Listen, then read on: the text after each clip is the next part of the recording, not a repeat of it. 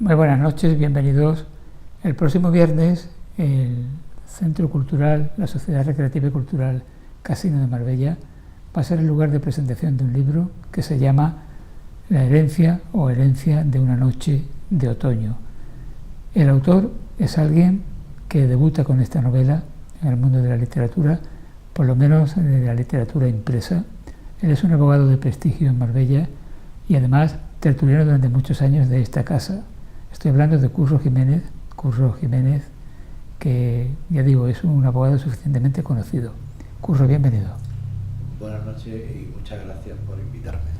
A ti te hemos conocido por ese ejercicio de la abogacía, por ser una persona crítica y didáctica a la hora de exponer los temas jurídicos, pero no creo yo que mucha gente supiese lo de tu vocación literaria.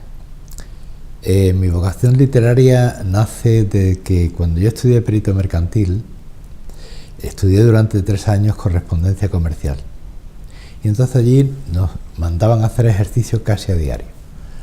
Y muchas veces no eran cartas comerciales, eran auténticas historias. Por ejemplo, cuando uno le pide al alcalde cualquier cosa, tiene que contarle una historia.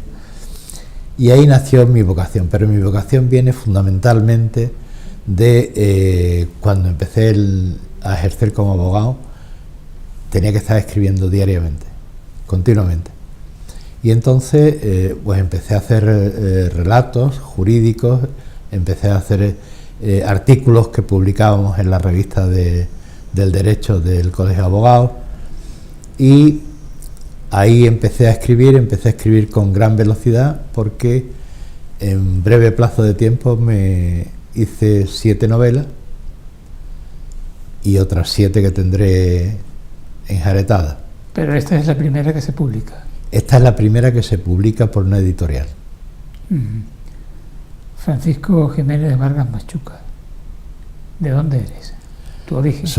Soy de Alcalá de los Gazules, del cual, como sabes, porque tú has sido contertulio nuestro, yo siempre he presumido de ser de Alcalá de los Gazules, provincia de Cádiz, porque yo creo que no debemos olvidar nuestros orígenes nunca. Sin duda, las raíces deben estar. Pero aparte de ser ese tu origen natal, tú eres marbellero de toda la vida casi. No solamente soy marbellero, yo soy marbellero por elección, pero más marbellera, soy marbellí, llevo más de 50 años aquí, pero más marbellí que yo es mi mujer, mi Teresilla. Cuando llevábamos una semana aquí en Marbella, porque yo estaba destinado en el Banco de Andalucía, me llamó por teléfono y me dijo: ya no nos movemos de aquí. Entonces yo llamé al departamento personal y le dije: mira, que ya no nos movemos aquí. Me dijeron que no, que era imposible, porque eso interrumpía mi carrera dentro de la banca, y yo le dije que me daba igual que interrumpiera lo que interrumpiera, pero que ya no me movía de aquí. O sea que lo vio claro. Sí, clarísimo. Bueno, esa historia se ha repetido muchas veces. Personas que han venido a Marbella de visita, bueno, voy a pasar una semana, y ha habido algo de la ciudad que le ha cautivado y se quedaron aquí para toda la vida. Es que, por ejemplo, cuando alguna tarde estamos jugando al golf, yo siempre le digo a mis compañeros: muchísima gente del mundo entero viene aquí y se gasta un pastón en estar 4, 5, 6 días, y nosotros tenemos el paraíso aquí. Es que tenemos el paraíso, es que tenemos que valorar. Yo no sé si los marbellíes, marbelleros natos valoran tanto como los que hemos elegido Marbella, que este es el paraíso. Este es el paraíso. Pues hay que descubrirlo. Hay que fomentarlo. Pero ahora parece que el gobierno de turno, como sabes, yo siempre fui muy crítico, el gobierno de turno ahora parece que restringe no solamente el turismo, sino incluso la inversión de los extranjeros en vivienda. 100% de impuestos. Qué bien, ¿no? Una alegría. Un extranjero viene, se compra una casa de 1 millón de euros y tiene que pagar otro 1 millón de euros de impuestos. Eso es una manera de fomentar la inversión exterior. Efectivamente. Y la manera de llamar a la gente a que siga viniendo a España y aquí a Marbella. Curro, a los que nos hemos llamado Francisco, antes nos llamaban Curro como otro apelativo de nombre, pero hoy día si uno quiere se llama Curro en el carnet de identidad. Sí, lo que pasa es que parece ser que la ley lo único que permite ahora es que te cambien los apellidos, el nombre no. El nombre es para los nuevos. Para los nuevos. O sea que ya no nos podemos poner Curro en el carnet de identidad. Ya nosotros Curro ya nos lo quedamos para nosotros y para los nuestros. Herencia de una noche de otoño. Esto me suena a mí como El sueño de una noche de verano de Shakespeare, pero bueno, hay cierta resonancia en el título por lo menos. Pero no tiene nada que ver. No, esto es un evento que ocurre una noche de otoño y que lleva aparejada una herencia. Cuando yo empecé en el despacho de Antonio de Fortuny, allí Antonio tenía y tiene una biblioteca sobre derecho civil impresionante. Tiene, pues yo creo que más de 100 tomos con los cerca de 2000 artículos del Código Civil comentados. Yo esto lo he repetido mucho y entonces a mí me gustaba mucho coger cualquier libro y curiosear. Y un día, curioseando, me encontré con el embarazo de la viuda. Una cosa sorprendente. Es decir, ¿qué pasa cuando una señora está embarazada y se muere su marido? Eso está regulado desde los romanos, hace 2100 años, y se ha venido regulando hasta hoy. Entonces, esa curiosidad pues me hizo pensar, digo, aquí hay argumento para una novela. O sea, cuando una persona muere y deja a la viuda embarazada, ¿la legítima le corresponde al futuro niño o no? No. Ah, ¿no? El dinero del muerto, del fallecido, tiene que servir para ir alimentando a la viuda hasta que dé a luz. Y si da a luz y el nacido permanece 24 horas vivo con aspecto de persona, es heredero. Curioso. Curiosísimo. Bueno, pues este es un asunto muy interesante para una novela y yo creo que a más de uno que nos esté viendo en este momento le habrá llamado la atención porque no es usual una trama como esta. Es sorprendente, pero yo quise darle una originalidad, si se me permite la expresión, y la originalidad. En la novela, los capítulos impares los cuenta la secretaria a la que le aconteció el hecho, y los capítulos pares los cuenta el abogado, jefe de la secretaria y abogado de la secretaria, que cuentan los mismos hechos desde un punto de vista, cómo lo vivió cada uno. ¿Cómo se puede calificar la novela? Dentro de algún género la novela es una novela jurídica, porque es un hecho jurídico lo que se relata allí, independientemente de que se relaten, yo qué sé, historias de Cádiz o cualquier cosa de eso. Por ejemplo, yo creo que en la novela hay un capítulo en la que hay una discusión sobre el aborto de dos abogados, que es una discusión jurídica. No es una discusión de opiniones, no, es una fundamentada, basada en normas y en la ética y en la moral. Entonces, esos aspectos creo que son interesantes porque hemos oído mucho de discusiones y de cosas, pero no hemos visto en profundidad por qué unos definen una cosa o defienden y otros defienden otra. Y eso te da pie a ti para hacer un análisis en la novela. Quiero decir, tú te pronuncias sobre ese dilema, ¿no? Sí, porque en un momento determinado ese dilema se suscita por el hecho que acontece una noche de otoño. Que claro, no nos vaya a decir el hecho para que así haya que leer la novela. Ahora, el hecho se puede decir. No, decir se puede decir todo. Otra cosa es cómo lo diste. Claro. Pero a mí fundamentalmente me apetecía escribir, independientemente del meollo de la novela, me apetecía opinar, por decirlo de alguna manera, sobre un par de cuestiones. Sobre las creencias religiosas, que también hay una parte, un capítulo. ¿Qué es lo que lleva a una persona a creer, a no creer? ¿Qué lo hace indiferente? ¿Qué lo hace? Y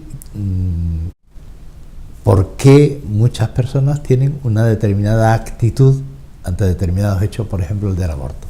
¿Por qué? Se dice que la justicia tiene que ser equitativa, que viene, decía la epieikeia de Aristóteles, que tenía que ser como la vara lesba, que era de plomo y que se ajustaba a las superficies de las paredes. El tema de la justicia y la equidad. Entonces, la equidad es, digamos, la aplicación al hecho puntual de lo que normalmente está legislado, porque se legisla para la norma, para lo normal, para lo que de hecho se puede hacer, pero luego hay que ajustar esa norma al caso particular. Eso sería la equidad. Entonces, a mí me interesa mucho eso. Y siempre cuento una anécdota que sorprende a mucha gente.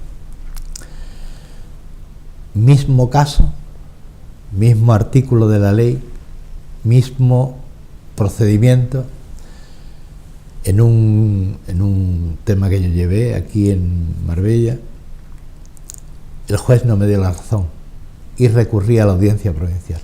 En la audiencia provincial se equivocó, el empleado de aquí del juzgado se equivocó y lo mandó 2 veces y cayó en 2 salas distintas.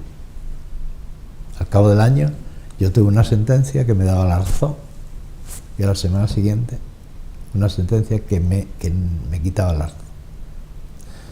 Mismo caso, mismo procedimiento, misma norma legal, distinto criterio del juzgado. Muy interesante, porque además un mismo caso no se puede juzgar 2 veces. Y a ti No. te juzgaron 2 veces por un error. No, pero sí puede haber 2 opiniones jurídicas Ya. sobre el mismo caso, ¿Y qué por pasó? un error. ¿Qué pasó al final? Al final yo estuve hablando con el magistrado, que es amigo, y me dijo, pues vas a tener suerte, porque la que se va a ejecutar es la primera, que es la que te da la razón, que se publicó una semana antes que la mía. Interesante. Bueno, el tema de la religión, desde el punto de vista de, por ejemplo, el Código Penal, el tema de las ofensas al sentimiento religioso, delito o no delito. Yo estoy muy quemado con todas estas cosas. Yo creo que prescindir de valores no es bueno nunca. Y los sentimientos religiosos son un valor de muchísima gente. Quitárselo, arrebatárselo así, no es sano para la democracia, es que no es sano. ¿Qué pasa? Pues pasa una cosa sencillísima, y es que, claro, si todo vale, ¿dónde ponemos el límite? Porque aquí todo vale, ya se puede decir lo que quiera, todo vale. Bueno, todo vale no, con el Islam no lo podemos tocar. Es decir, los sentimientos religiosos, sale una procesión de la vagina santa no sé cuánto, sale el otro allí, no. ¿Por qué? Porque hay una determinada, antes se decía la clase media, hay una determinada facción de la sociedad española, que es la mayoritaria, que tiene unos determinados valores de siempre. y parece que se le están quitando. Es decir, una tontería, una chorrada. El ministro de Cultura está contra un hecho cultural español que son las corridas de toros. Yo puedo estar a favor o en contra de corridas de toros. No me gustan, no voy. Me gustan, voy. Punto. Pero yo, ministro de Cultura, de un plumazo, quito una parte de la cultura española. ¿Por qué? ¿Por qué? ¿Dónde está el respeto? Y sobre todo, ellos que son minoría, que siempre han predicado el respeto a las minorías, ¿por qué ellos no respetan a las minorías? Entonces, a mí que se esté prescindiendo de valores de todo tipo, igual te he dicho antes lo de la famosa ley que se pretende ahora para castigar la inversión extranjera, esta de los sentimientos religiosos, claro, pero no solamente la de los sentimientos religiosos, es más amplia, o sea que incluye más valores que tratamos de anular. Por ejemplo, ahora ya se puede insultar al monarca y prenderle fuego y que no hay ningún problema. Un inglés le parecería eso inconcebible. ¿Por qué? Porque tienen una cultura enraizada en su monarquía y tal. Que yo no soy ni monárquico ni no monárquico. Es decir, yo creo que el monarca lo único que hace es representar al país como si fuera un señor que va publicitándolo. Pero que por qué... De esta manera, Curro, es dudoso que una opinión o un comportamiento verbal suponga verse inmerso en un delito. Parece que la libertad de expresión no cuadra muy bien con que ciertos aspectos se cataloguen de delito, ¿no? Sí, pero ahora hay una cosa muchísimo más grave. En la norma, que no quiero decir cómo se la denomina, que se ha presentado en el Congreso, se puede recusar a un juez por sus opiniones dichas en privado, lo cual es una auténtica locura. Sí, porque dicha en privado puede decir... Y además tendrá que haber algún espía ahí para saber qué se ha dicho. No, pero ¿cómo lo prueba? Yo los recurso porque en una reunión el día 24 en el casino de Marbella dijo que el señor Sánchez era no sé qué. Y se les recusa. Y punto. Y no se discute. ¿Por qué? ¿Por qué? Bueno, la crítica política que tú haces, que además llevas haciéndola años y esta casa es testigo y ahí estará las múltiples grabaciones de todo lo que tú has dicho aquí, ¿no hubiese sido bueno escribir una novela política o la estás escribiendo? O la tienes escrita. ¿Y por qué no la publicas? Yo le dije a Andrés García Baena, ¿cuál te mando? Yo tengo muchas, te las mando todas. No, tú mándame una. Y entonces le mandé la primera por eso de empezar por el principio. Pero yo tengo una política, tengo una en la que en un país imaginario que se puede llamar Envilandia, de envidia, la tierra de la envidia, donde había 17 comunidades autónomas, que allí se llaman estados autónomos, que no es España. Pero cualquier parecido con la realidad es mera coincidencia. Eso es. Yeah. Donde hay una economista famosa porque era tertuliana en muchas televisiones, de la que el príncipe heredero se enamora. Y luego cuento la historia de 2 guardaespaldas de ese, y ahí aparecen ministros, aparecen muchas personas. O sea, entiendo que además tiene un toques de humor. Sí, una novela afrontada desde el humor. Sí, tiene bastante toques de humor. Tú has mencionado a Andrés García Baena porque esta novela tuya, Herencia de una noche de otoño, se publica en la editorial Algorfa, una editorial que ya tiene cientos de títulos, que empezó siendo una pequeña editorial circunscrita a Marbella prácticamente, pero ya tiene una cobertura nacional, se puede decir, y cada día con mayor repercusión, una empresa editorial fructífera desde Marbella. Eso a priori no lo hubiésemos creído hace un tiempo. Sí, ¿no? Pero hay que fomentarlo. Hay que fomentarlo.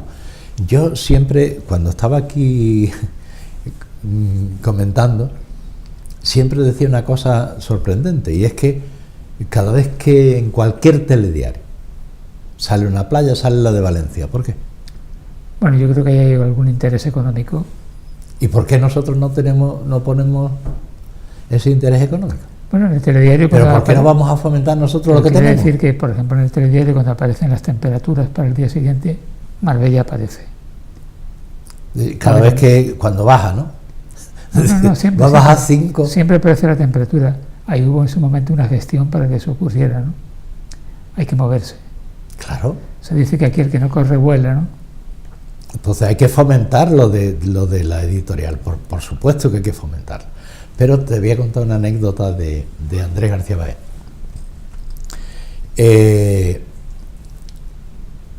Yo le mandé la novela y a los 4 o 5 días me dijo, nos interesa.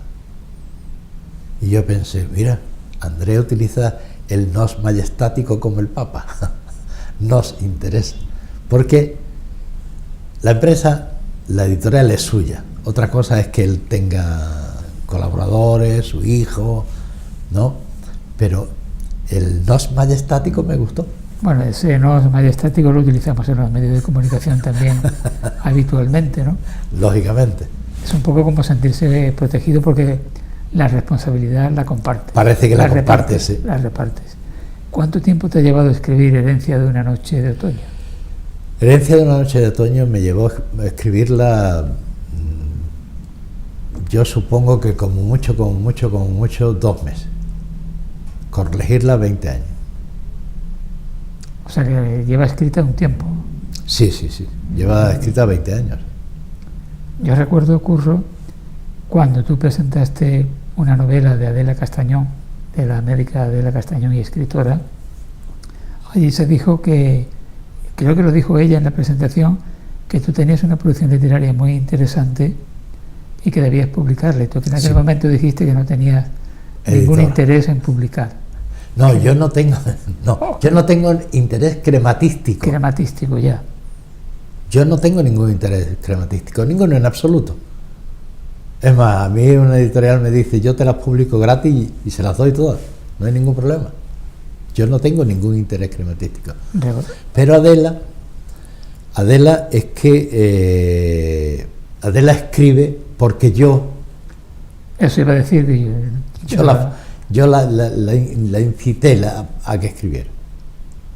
Porque ella y yo nos intercambiábamos chorradillas y me las presentaba muy bien. Y yo le decía, escribe todos los días 25 líneas. Por favor, que escribes muy bien. Igual que Adela hace unos poemas bellísimos. Bellísimos. Pero no le da importancia. No. Ella te va a presentar el libro. Ella me va a presentar porque es justa correspondencia. Además hay que decir, para quien no conozca a Adela Castañón, ella ya se encuentra jubilada del ejercicio de la medicina, pero durante todo el tiempo que estaba en el centro de salud de Leganitos, por lo menos estuvo ahí durante mucho tiempo, y demostró que la medicina, que el médico o la médica en este caso, aparte de su sabiduría científica, debe tener algo que no se aprende en los libros, que es empatía con el enfermo, amabilidad, generosidad, y eso es importantísimo. Ella la tenía. Por eso digo. Sí, pero además el médico ella terminaba a las 11:30 y había otro médico que ocupaba su despacho a partir de las 11:30. No, pues ella siempre decía, pobrecito don fulano, que hoy tampoco se lo voy a poder dejar a la hora, porque siempre tardaba más. ¿Por qué? Porque a ella no le importaba lo que... El ser humano que tenía delante era el que le importaba. Porque el ser humano es el que necesita cura. Y además ocurre algo que hoy día no es muy frecuente en la clase médica, que es visitar al enfermo en casa. Adela más de una vez, sin que nadie se lo pidiera, visitaba a su enfermo, a su paciente y se interesaba cómo seguía. Por eso la quiere tanta gente. Por eso la quiere tanta gente. Bueno, ella va a ser la que va a presentar esta novela. Recordamos que es el próximo viernes a las 7 de la tarde. A las 7 de la tarde. En la Sociedad Recreativa y Cultural Casino de Marbella, que se encuentra en el Paseo de la Alameda. Paseo de la Alameda, no Parque de la Alameda, como se intenta decir en los últimos años, algo que siempre fue el Paseo de la Alameda. Sí, pero yo siempre he dicho Alameda, la Alameda. Ahora la Alameda. Pero ya aprovecho porque... Por cierto, que parece que han hecho una pequeña obra, lo que no sé es si se ha arreglado el tema con la proveedora de la cafetería. De bebidas, sí. Pues no lo sé, la verdad no he Nosotros seguido. no estamos en el... Bueno, yo intento cada día estar menos en todo lo que sea conflictivo. Estamos en un mundo un poco convulso, ¿no? Y reclamamos la serenidad y la cordura. Yo creo que eso nos lo da la edad. Pues mira, quizás también sea eso, que ya somos un poquito abueletes. No. Nuestra mente es jovencísima. Sí, y eso estoy totalmente convencido. Hay mucha gente de 40 años tiene una mente mayor que la mía, seguro. Pero la experiencia, como yo le dije una vez a mi padre, le dije: papi, aquí dice León Tolstoy que la experiencia es una serie de errores. Se molestó conmigo mi padre, porque es difícil reconocer que la experiencia la produzcan los errores, y es la verdad. O sea, los éxitos no te dan experiencia, lo que te da experiencia es cuando te equivocas. Entonces, nosotros estamos ya en una situación en la que la batalla la rehuimos, porque sabemos que no lleva a ningún sitio. La batalla solo lleva a que destruirse mutuamente, nada más. Entonces, hay que rehuir la batalla. Cuando algún problema de conducción en el coche, pues mi mujer dice: no le pite,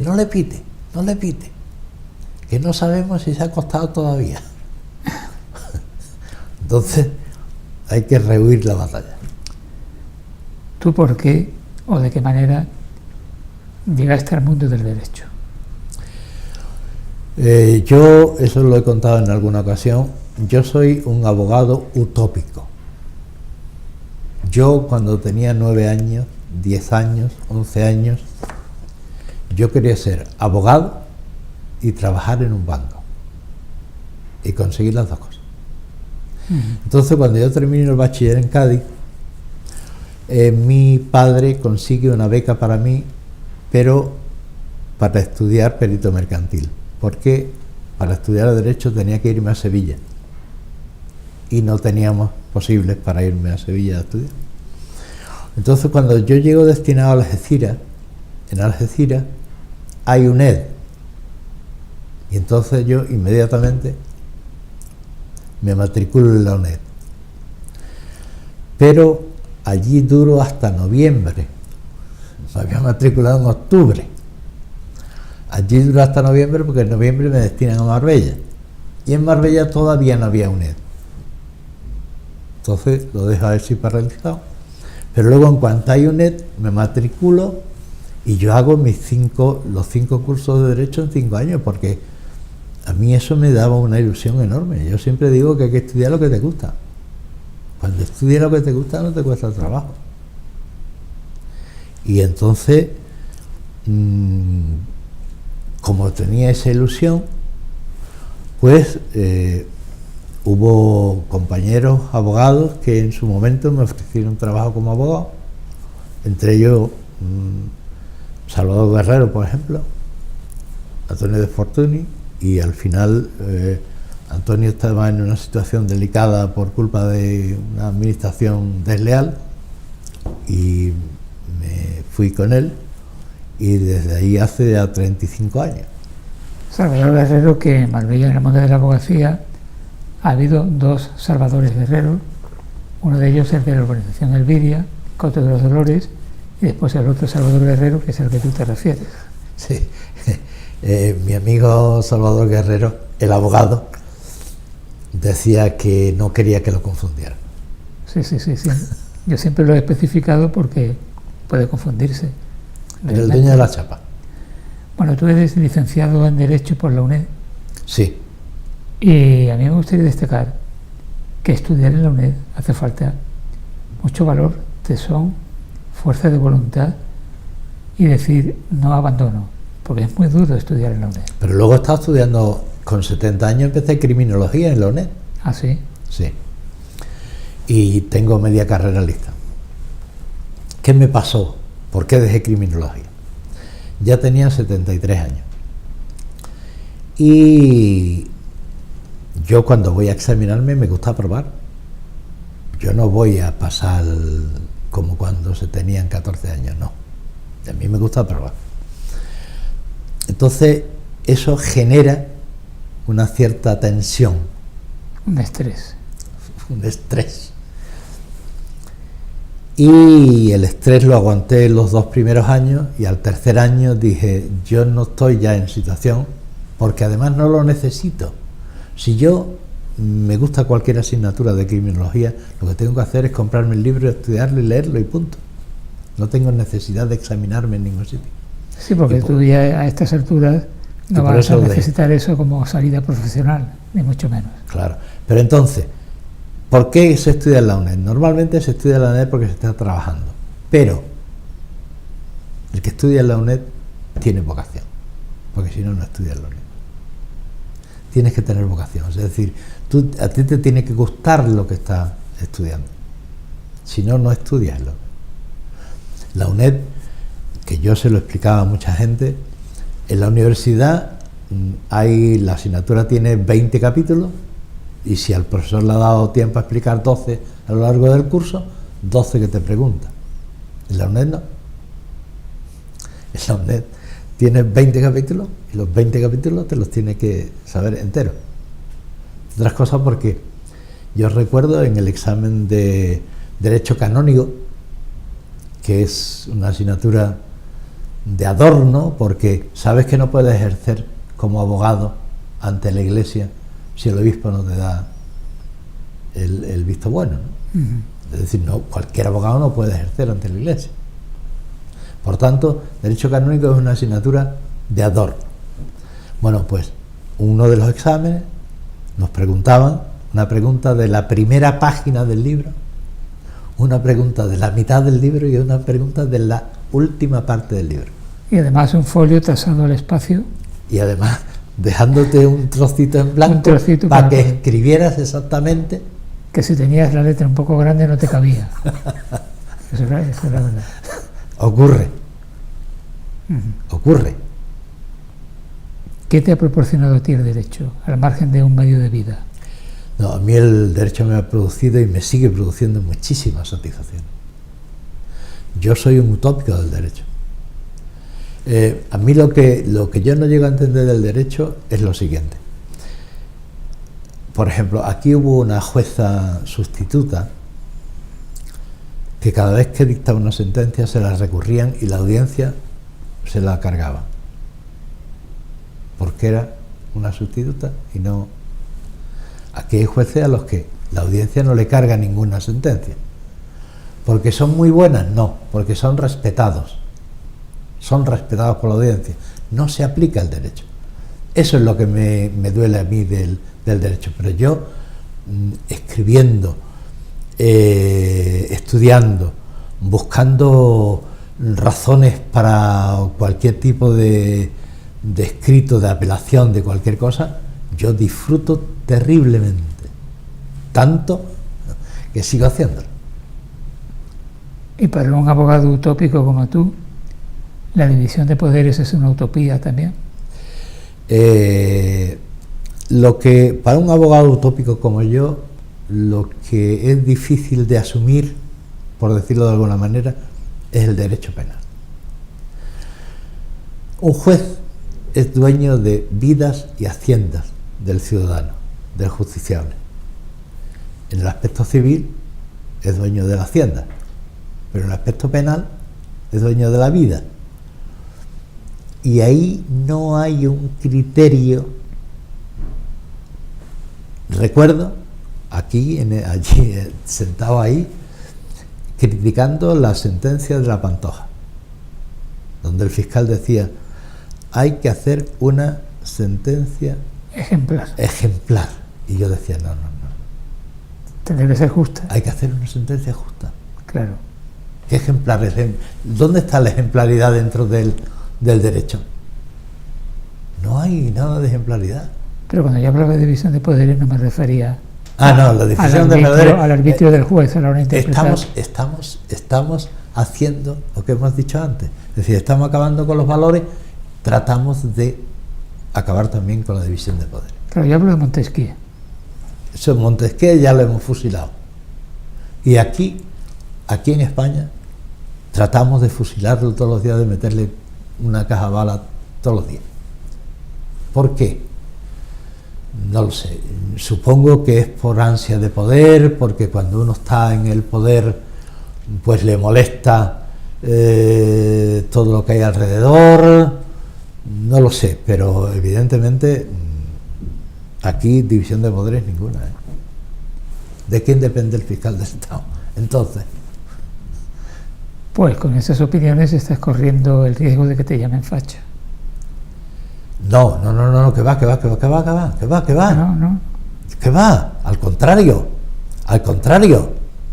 Yo estoy muy lejos de la dictadura, de cualquier signo.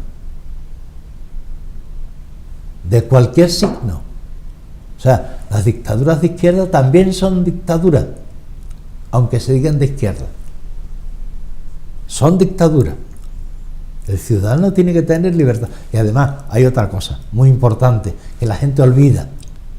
Los gobiernos, tanto de un ayuntamiento como de una diputación, como de una comunidad autónoma, como del Estado, tienen que estar al servicio del ciudadano. Al servicio del ciudadano, no contra el ciudadano. Hemos empezado el 1 de enero subiendo el IVA, subiendo el no sé cuánto, subiendo el no sé qué. ¿Esto qué? ¿Esto qué es? ¿Eso es a favor del ciudadano?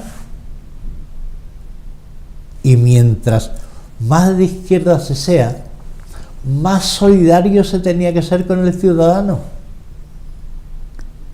Claro, porque la ciudadanía es el empresario de los políticos, ¿no? ¿Quién es el empresario con respecto a un gobierno central o autonómico o a un ayuntamiento? El ciudadano, ¿no? El ciudadano, por supuesto. Es que el ciudadano es que es el personaje. Todos tendrían que estar a favor del ciudadano. Esto es lo mismo que, por ejemplo, una señora se casa el día de su boda. Si ella fuera la que tenía que estar arreglándolo todo, no. Ella es la protagonista. Ese día todos están para ayudarla. Aquí no. Aquí los distintos gobiernos de cualquier color han hecho de la política su medio de vida, su profesión, su medio de vida. Nada le importa al ciudadano. Lo que quieren es mantenerse. Eso es muy triste. Es muy triste. Luis Pizarro, que fue número 3 del PSOE en Andalucía, decía: el día que nos volvimos pragmáticos y no utópicos, ese día se acabó la política. Se acabó. El día que ya quisimos tener un puesto de trabajo, se acabó. Ya no hay ilusión, ya no hay nada. Ya hay, pues, la primera sesión de cada ayuntamiento, primera sesión de cada congreso, es subirse el sueldo. Primera sesión. ¿No te parece a ti, Curro, que actualmente las mejores películas de terror son los telediarios? Mi mujer me hace que yo lo quite muchas veces, porque dice continuamente: ¿pero esto qué es? ¿Esto qué es? ¿Esto qué es? Pero es películas de terror de todo tipo, desde las noticias más sencillas hasta las peores. Es que no hay ningún momento feliz, por Dios. Solo es drama, solo es tragedia, solo es impuesto, solo es pelea, no hay otra cosa. Esta vida no tiene la posibilidad uno de estar tranquilo, ser feliz, leer una novela, no. Hay que estar a tiro físicos y intelectuales. ¿Por qué? Bueno, en tiempos como los actuales, en los que afortunadamente se habla de enfermedades mentales, se reconoce y se intenta solucionar, ¿no habría que aplicar algún análisis riguroso a muchos gobernantes de este mundo que tienen algún síntoma de psicopatía claramente? No. Yo creo que actualmente, es una opinión mía dura, pero opinión, hay que tener alguna desviación mental para meterse a político. Eso es muy duro, ¿no? Sí, pero es así. Lo tenemos. Yo no he venido a la política para pasar, yo he venido para quedarme. Lo dijo públicamente delante de un micrófono Ábalos, que ayer le concedieron, el Congreso le concedió la venia para que... Suplicatoria. Yo he venido a quedarme. No, ¿cómo a quedarme? Yo he venido a estar al servicio de los ciudadanos. Yo he venido a estar al servicio de los ciudadanos. Mientras esté al servicio de los ciudadanos y los ciudadanos me mantengan, seguiré. Pero no. El posible lector de tu novela, de esta herencia de una noche de otoño, ¿qué se va a encontrar? ¿Qué crees tú que es lo que le va a suscitar mayor interés? ¿Va dirigido a un público determinado? Esto es una pregunta tópica, pero yo creo que siempre hay que hacerla. ¿Es para una edad determinada? ¿Qué hay en ese libro? No, en ese libro, en esa novela, no va a ninguna edad determinada, lo puede leer cualquiera desde 15 años hasta 70, y lo han leído. Pero es una aventura simpática. ¿Por qué es una aventura simpática? Aunque haya un drama dentro. Es una aventura sorprendente, es una aventura que está legislada desde hace mucho tiempo, y entonces ahí nos encontramos con aspectos como cómo funciona la justicia, por ejemplo, cómo funciona el pensamiento de una persona, si ocurren determinados hechos o no ocurren, qué pasa con las hipótesis, ¿son realidad, no son realidad? Entonces, fundamentalmente yo quiero creer que lo que se van a encontrar es una novela muy entretenida. Muy entretenida. ¿Tú escribes a diario? Yo escribo diariamente, sí. Diariamente. Aunque no siempre novela o relato, sí escribo diariamente porque tengo muchos escritos jurídicos que hago prácticamente a diario. Y cuando no hago escritos jurídicos, escribo en alguna de las novelas que estoy haciendo o algún relato. Por ejemplo, te puedo contar que lo último que he escrito, sin novelas y sin nada, es una especie de pensamiento en el que digo, miro a mi alrededor y solo estoy rodeado de muertos. ¿Cómo se interpreta eso? Yo cuando tenía 10 años, pues tenía un entorno. Hoy, con 78 años, ese entorno ya no existe. Solo muerto. Entonces, mi mujer, que es muy sabia, me dijo, no, solo estás rodeado de vivos y no tienes nada más que mirar a tu alrededor, que están todos vivos. Otra cosa es que tu pensamiento recuerde a mucha gente que ya no está, pero los que están todos vivos, y llevaba razón. Pero Eso lo escribí cuando uno le da la neura por escribir los 25 renglones, pues lo escribe. Luego sirve para añadirlo a cualquier novela, ¿eh? Pero a mí me da la sensación, Curro, que tú eres una persona vitalista y optimista y que ves lo positivo de la vida. Totalmente, totalmente. El otro día se lo decía yo a un compañero. Yo no sé por qué se vende que la vida es un drama. ¿Por qué? ¿Por qué se vende que la vida es un drama? El sentimiento trágico de la vida de Unamuno. ¿Por qué? Que no es un drama la vida. Que la vida solo tenemos motivos para dar gracias. Continuamente. Bueno. Y además, cuando uno trata de ser optimista, tiene hasta menos enfermedades.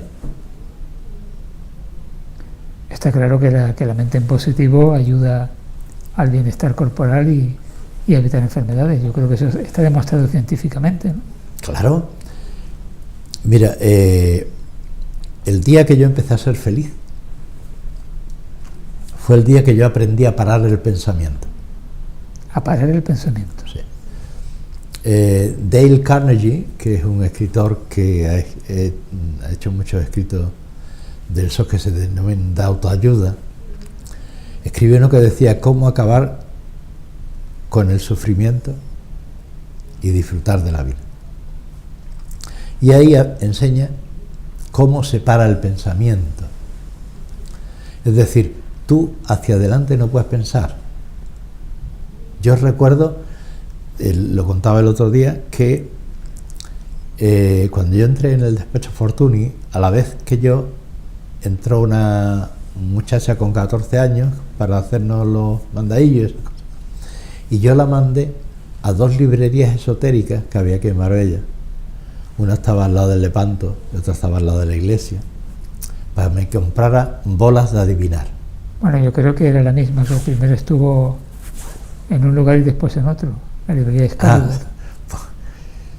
Bolas de adivinar. Y fue la chiquilla, mire usted que mi jefe quiere una bola de adivinar. Pues no tenemos. Le dijeron que no tenía. ¿Por qué? Porque cuando hablas con cualquiera, te dice, no porque te va a decir, no porque va a pasar, no porque va a hacer. Todos adivinan el futuro y yo no. Yo estoy en peores condiciones que los demás. Yo entonces necesitaba la bola de adivinar. Pero está bien que no la haya tenido, porque hay que dejar que las cosas ocurran. No puedes pensar en adelante, porque pensar en adelante y dejar libre el pensamiento solo te lleva a desgracia. El pensamiento es como especie de una cascada enorme que va hacia el drama. No hay que pensar hacia adelante. Ahora que has abierto la veda con esta novela, ¿tendremos otra el año que viene? Y el año tendremos siguiente? Otra antes que el año que viene. Claro, si están escritas y están corregidas y son muy interesantes. Antiguamente los obispos daban el nihilostat para que pudiese imprimir algo. El nihilostat en tus obras, ¿quién los da? El nihilostat en mis obras lo da normalmente Adela. Adela Castañón. Sí. Sí, ella es mi persona de confianza en la escritura. Ya ve que yo era su persona de confianza, pues ella es ahora mi persona de confianza. Ella pone un punto de vista no solamente de equilibrio, sino literario. Sí, por ejemplo, los gerundios. Yo soy muy aficionado a los gerundios. Guerra al gerundio. Guerra al gerundio. Adela, guerra al gerundio. Pues eso se logra practicando. Las comas criminales, que llama cuando llevas un renglón escrito muy largo, pues pones una coma a lo mejor sin querer para dar un poco de tregua. Para no ahogarte. Eso. Y entonces ella denomina esa coma que no tiene sentido la denomino una coma criminal. Curro, te agradezco mucho que hayas venido a contarnos. Yo estoy encantado de estar en mi casa, estar encantado de estar contigo. Eso te iba a decir, que esta es tu casa y nos has contado pues, aspectos de tus pensamientos más íntimos, que por otra parte tú nunca tienes inconveniente en decirlos, y además nos has hablado de tu primera novela, que digo primero y que vendrán muchas más, que están ahí a punto de meter en el horno y cocerlas. Espero. Yo te agradezco enormemente este momento y nada, invitar que si queréis pasar un rato agradable y si queréis pasarlo de verdad agradable, podéis leer la novela. Perfecto. Novela que se presenta en la Sociedad Recreativa y Cultural Casino de Marbella este viernes, que es día 17. A las 7 de la tarde, con el autor, con Francisco Jiménez, y con la presentadora, también escritora, Adela Castañón. Pues a disfrutarlo y a disfrutar también la buena lectura. Muchísimas gracias.